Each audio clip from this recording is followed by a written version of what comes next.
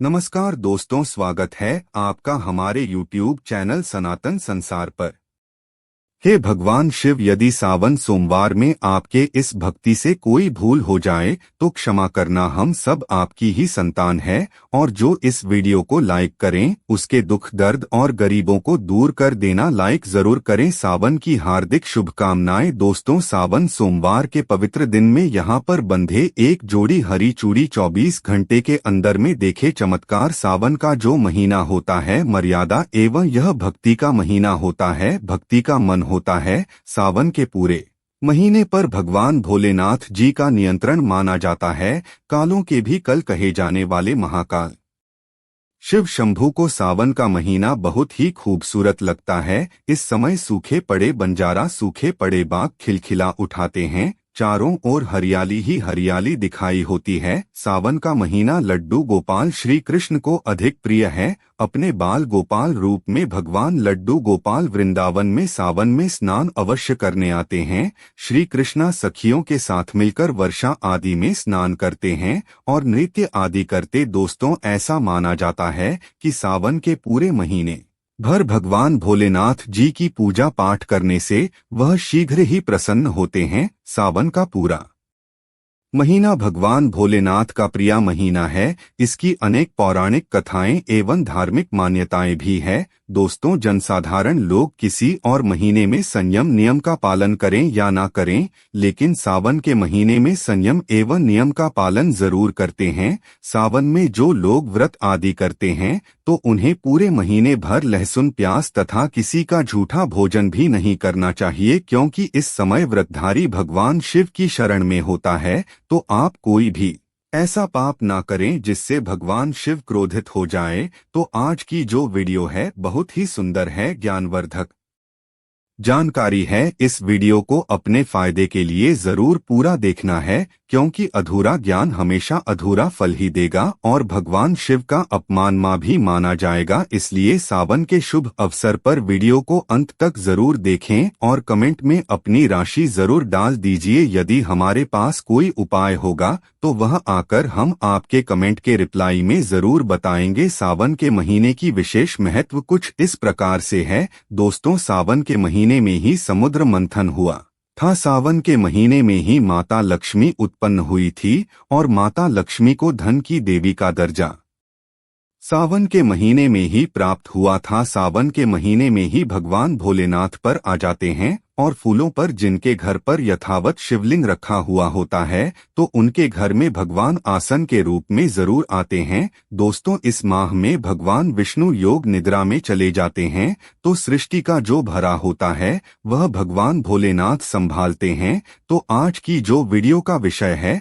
बहुत ही सुंदर है कि इस वृक्ष पर बढ़े तो जोड़ा हरी चूड़ियां पूर्ण होगी। और इस वृक्ष पर सावन में अगर हरी चूड़ी बांधते हैं तो आपकी सभी मनोकामना शीघ्र ही पूर्ण होगी और आपका आने वाला समय भी सुगमता पूर्वक से गुजरेगा और कैसी भी आपके जीवन में जो परेशानी चल रही हो वह परेशानी भी समाप्त हो जाएगी। अच्छी चूड़ी सभी समुदाय के लोग पहनते हैं। हिंदू, मुस्लिम, सिख, ईसाई सभी लोग अपने हाथों में चूड़ियां अवश्य धारण करते हैं। कोई से बैंगल्स बोलता है तो कोई से कड़े, कोई से चूड़ी आदि बोलता है, लेकिन चूड़ी का महत्व सर्वप्रिय है। देवी देवताओं को अति आकर्षित करने वाली चूड़ियां मानी जाती है, खासकर माता रानी जो महिला चूड़ी पहनकर। दोस्तों, अगर आप भी भोलेनाथ के सच्चे भक्त हैं तो कमेंट बॉक्स में ओम नमः शिवाय जरूर लिखना। और अगर आप भोलेनाथ से प्यार करते हैं तो एक लाइक जरूर करें। दोस्तों, भगवान भोलेनाथ जी को यह 3 वृक्ष अत्यंत प्रिय है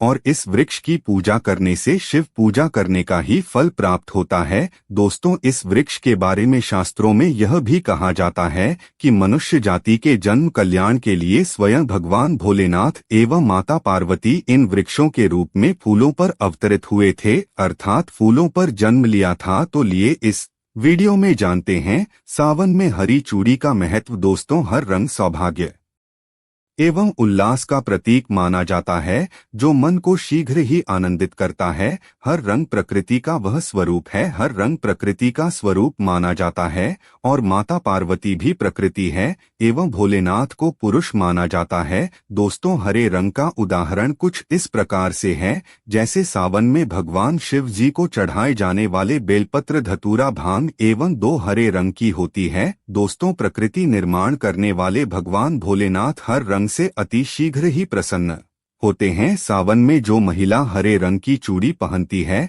हरे वस्त्र धारण करती है, उन्हें अखंड सौभाग्य की प्राप्ति होती है। दोस्तों, इसलिए कहा जाता है, जितनी भी माताएं बहनें हैं, उन्हें पूरे सावन के महीने में हरे रंग की चूड़ी जरूर पहननी चाहिए, हरे वस्त्र जरूर धारण करने चाहिए। सावन के महीने में जो माताएं बहनें भगवान भोलेनाथ की पूजा करती है, शिव पूजा करती है, ऐसी माता बहनों को हरे रंग के वस्त्र धारण करने चाहिए, और भूलकर भी सावन के महीने में नील और काले वस्त्र किसी भी महिला को कदापि नहीं पहनना चाहिए।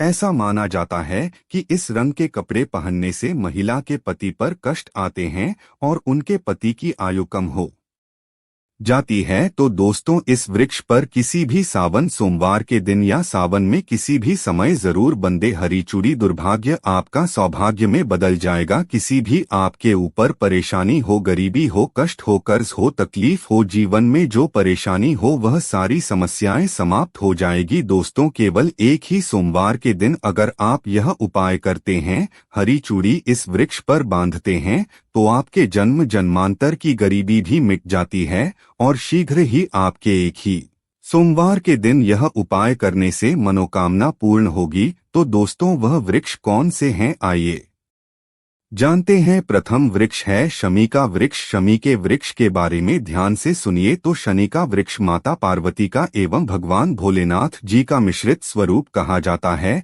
इसलिए दोस्तों, शमी के वृक्ष को उमा महेश्वर वृक्ष भी कहा जाता है। पूरे सावन भर शमी के वृक्ष पर माता पार्वती एवं भगवान भोलेनाथ जी का वास माना जाता है। सावन के महीने में गोधूली बेला पर प्रदोष काल के समय, अर्थात दोस्तों जब नहीं दिन हो और नहीं रात, अर्थात संध्या काल के समय, तो इस वृक्ष को संध्या काल के समय में, गोधूली बेला में या फिर प्रदोष समय में इस वृक्ष को छूने से पाप, दोष, कष्ट एवं परेशानी केवल सावन के महीने में छूने मात्र से समाप्त हो जाती है। दोस्तों, सावन के पवित्र महीने में अगर शमी वृक्ष की जड़ पर कच्चा दूध डाला जाए तो भगवान शिव शीघ्र ही प्रसन्न होते हैं एवं माता पार्वती का ढेर सारा आशीर्वाद प्राप्त होता है। दोस्तों, शमी के वृक्ष का महत्व कुछ इस प्रकार से है। भगवान राम रावण पर आक्रमण करने के पूर्व भगवान राम ने शमी वृक्ष की पूजा की थी, और पांडवों ने अपने दिव्य हथियार भी शमी के वृक्ष के नीचे में दबे थे। शमी का वृक्ष जिस घर में लगा होता है, उसे घर का कल्याण हो जाता है, और उसे घर में सभी प्रकार के भौतिक सुख का वास माना जाता है। तो दोस्तों, सावन के किसी भी सोमवार के दिन शमी वृक्ष पर उमा महेश्वर का ध्यान करते हुए 2 जोड़ी हरी जोड़ी एवं हरे रंग का रिबन जरूर बांधना चाहिए, या फिर हेयर कलर का जो भी आपको श्रृंगार आदि मिल जाए वह आपको जरूर बांधना चाहिए, जैसे कि हरे रंग की मेहंदी, हरे रंग की बिंदी आदि, या हरी चूड़ियां जरूर बांधनी चाहिए। दोस्तों, कैसी भी आपकी मनोकामना हो, वह एक ही बार में पूर्ण हो जाएगी, क्योंकि इस खास समय पर यानी सावन के समय भगवान शिव खास तौर पर बात करने आते हैं धरती पर, और शमी के वृक्ष में स्थायी रूप से बात करते हैं। शमी का वृक्ष झूले मात्र से आपकी मनोकामना शीघ्र ही पूर्ण हो जाएगी। पूरे सावन भर अगर शमी के पत्ते भोलेनाथ जी को उनकी पूजा में चढ़ाते हैं, तो इससे अष्ट लक्ष्मी आपके घर में वास करती है।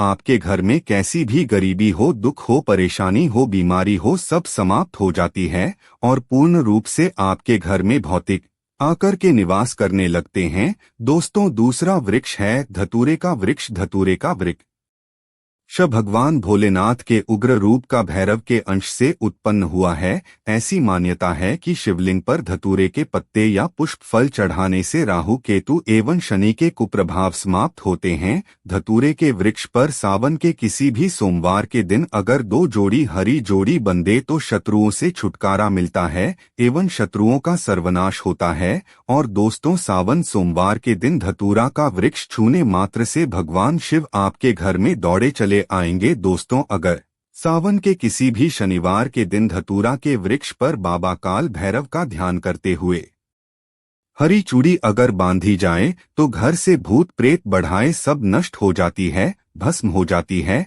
एवं छोटे से धतूरे की जड़ अगर घर की किसी भी कोने में छुपा दी जाए या घर में जमीन में काट दी जाए तो भूत प्रेत इत्यादि का वास घर में कभी नहीं होता है। घर से सभी बढ़ाएं शिव के पास होने से भाग जाती है। वह है बेल का वृक्ष। अगर भगवान शिव को बेलपत्र न चढ़ाया जाए तो सावन का व्रत अधूरा माना जाता है और बिना पत्र चढ़ाई शिवलिंग पर जल भी व्यर्थ हो जाता है। इसलिए जब भी आप भगवान शिव पर बेलपत्र चढ़ाई तो 5 बेलपत्रों पर उसके ऊपर में श्री राम अवश्य लिखें। इससे भगवान शिव जल्दी और अत्यंत प्रसन्न हो जाते हैं। दोस्तों, सावन में बेल वृक्ष छूने से कई तीर्थ का लाभ मिलता है। सावन में इस वृक्ष को क्यों छूना जरूरी है, आइए जानते हैं। बेल वृक्ष की महिमा को बेल का वृक्ष मैं आप लोगों को कई बार कई कथा में बता चुका हूँ कि यह जो बेल का वृक्ष है माता पार्वती के स्वरूप कहा गया है। तो यह वृक्ष माता पार्वती के पसीने से उत्पन्न हुआ है।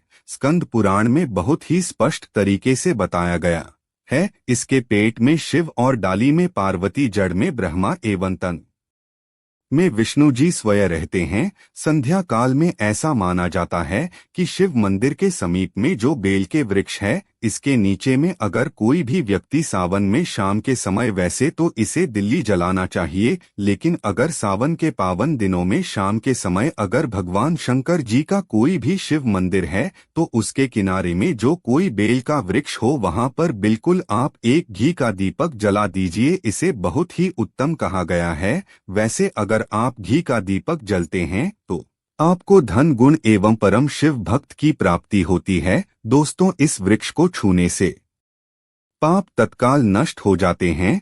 तो आपको करना क्या है, देखिए। जो बेल का वृक्ष है इसे बहुत ही उत्तम कहा गया है। माता लक्ष्मी को भी बेल के वृक्ष का अवतार लेना पड़ा था। एक कथा के अनुसार इसके बारे में मैं एक कथा भी बता दूंगा कि क्यों माता लक्ष्मी को पल के रूप में बेल के वृक्ष में अवतरित होना पड़ा था। तो आपको सावन के पवित्र दिनों में बल के वृक्ष के नीचे हो सके तो घी का दीपक जरूर चला जाएगा। बेल के वृक्ष को माता पार्वती तथा भगवान शंकर का स्वरूप ही कहेंगे। बेल के वृक्ष की जो जड़ होती है, इसके जो मूल भाग होते हैं, इसमें समस्त तीर्थ आकर के निवास करते हैं। इसीलिए सावन के महीने में कहा जाता है जो लोग अगर तीर्थ धाम नहीं जा सकते, तीर्थ के दर्शन नहीं कर पाए, तो ऐसे व्यक्ति बेल वृक्ष के नीचे में 1 महीने तक घी का दीपक जला लेते हैं तो संपूर्ण जितने भी तीर्थ होते हैं इसके घूमने का बराबर पुण्य की प्राप्ति होती है। मैं सारी जानकारी, गुप्त रहस्य जानकारी बताता हूं जिससे आप सभी दर्शकों को कल्याण हो, दर्शकों की बिल्कुल ही आध्यात्मिक उन्नति हो। सभी को धन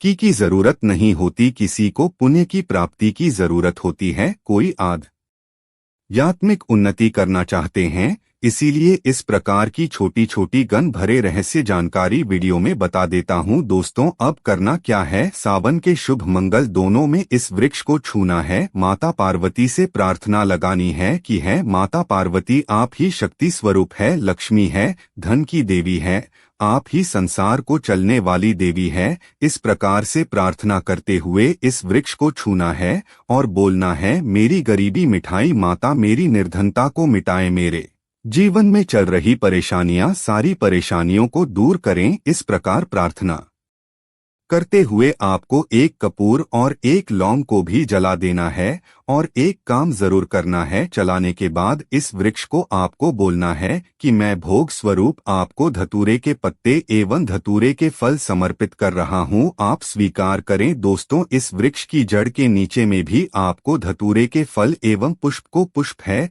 फिर पेट रख दीजिए और अब वृक्ष आपको छूना है। प्रार्थना करते हुए कि हमारी गरीबी मिटाई, हमारी निर्धनता मिटाए, बिल्कुल ही आपके जीवन में कभी गरीबी नहीं आएगी। और एक प्रार्थना जरूर करना है, किसी की है लग गई हो बद्दुआ, लग गई हो किसी का दोष लगा हो जिसके कारण हमारी आध्यात्मिक उन्नति नहीं हो पा रही हो, तो आप जो है बद्दुआ एवं किसी का दोष लगा हो उसे तुरंत दूर करें। शनि राहु केतु का अगर दुष्ट प्रभाव लग रहा हो, नवग्रह में से कोई नवग्रह हमें पीड़ित कर रहा हो, या फिर किसी भी हमारे पूर्वजों द्वारा किसी भी प्रकार का हमें पितृ दोष लगा हो, क्योंकि पितृ दोष लगने के कारण व्यक्ति की आत्मिक उन्नति भी नहीं हो पाती, तो आप बोलने की समस्त प्रकार के देशों को आप दूर करें, अपने अंदर में खींच लीजिए और आप हमें दोष मुक्त कर दीजिए। तो इस प्रकार से आपको यह प्रार्थना करनी है। और एक काम आपको जरूर करना चाहिए, आपको सावन के समय धर्मशास्त्रों में कहा गया है, बहुत सारे लोग भी बताते हैं,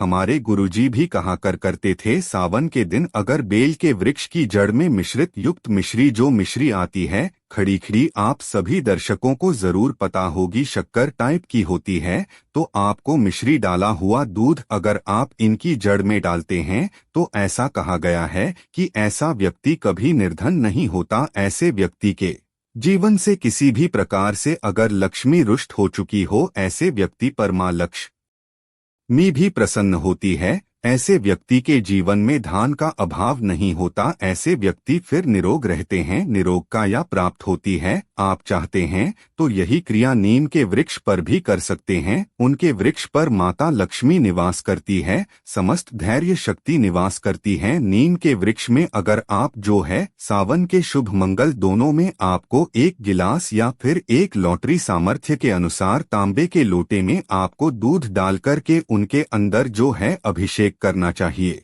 लेकिन आपको मीठा दूध भी डालना है, मिला हुआ दूध आपको चढ़ता है इनकी जड़ में डालना है और गरीबी मिटाने की प्रार्थना करनी है। या फिर जिन लोगों पर करने का भार है वह लोग बोल सकते हैं कि हमारे कर्ज का भार दूर हो, या फिर जीवन में जो किसी भी प्रकार की जो परेशानी है, और परेशानी भी बोल देना, और परेशानी तत्कालीन वृक्ष समाप्त करते हैं और आपको इसे छू करके आ जाना है। दोस्तों, सावन में आप इन वृक्षों को जाएगा, भगवान शिव आपके ऊपर आराधना पूर्ण हो जाएगी। तो अगर आप महादेव की कृपा प्राप्त करना चाहते हैं तो ही उपाय जरूर करें। दोस्तों, कमेंट बॉक्स में लिख दीजिए हर हर महादेव, ओम नमः शिवाय।